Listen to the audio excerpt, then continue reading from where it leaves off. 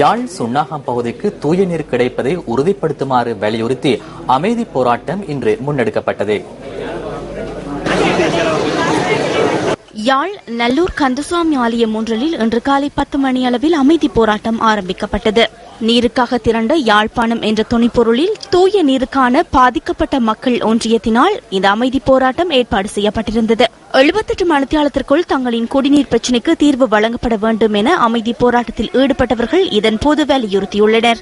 போராட்டத்தில் ஈடுபட்டவர்கள் நல்லூர் ஆலயம் ஒன்றிலிருந்து யாழ் மாவட்ட செயலகம் வரை பேரணியாக சென்று மாவட்ட அரசாங்க அதிபர் வேதநாயகனிடம் மகஜர் ஒன்றையும் கையளித்தனர். வடமாகாண முதலமைச்சருக்கான மகஜரை முதலமைச்சர் அலுவலகத்தில் கையளித்த ஆர்ப்பாட்டக்காரர்கள் ஆளுநருக்கான மகஜரை ஆளுநரின் செயலாளரிடம் வழங்கியுள்ளனர்.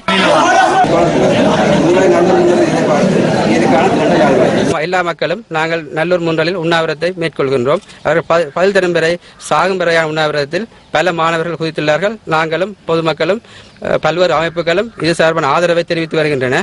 எல்லோரும் இந்த விடயத்துக்கு தீர்க்கமான முடிவை தரும் வரை தருவார்கள் என நம்புகின்றோம். இதுவரையிலே காணப்படாத ஒரு படலம் எங்கள் கிணறுகளிலே தென்படுகின்றது. அது என்னவென்று நாங்கள் ஆலோசித்துக் கொண்டிருந்த வேளையில் தான் இந்த எண்ணெய் கழிவு ஏற்பட்டது என்பதை தெரிய வந்தது முதல் இந்த குடிநீரை நாங்கள் பாவிக்க முடியாத மிக கஷ்டப்படுகின்றோம். திட்ட தெளிவாக இந்த நீரை குடிக்கலாமா, பயிர்களுக்கு பாய்ச்சலாமா, மிருகங்களுக்கு கொடுக்கலாமா என்ற தெளிவு திடமான ஒரு தெளிவான விடை எமக்கு தேவை. இதேவழி அறிவித்த காலப்பகுதிக்குள் தீர்வு வழங்கப்பட வேண்டும் என தெரிவித்து சிலர் நல்லூர் ஆலயம் ஒன்றில் உண்ணாவிரத போராட்டத்திலும் ஈடுபட்டுள்ளதாக எமது பிராந்திய செய்தியாளர் குறிப்பிட்டார்.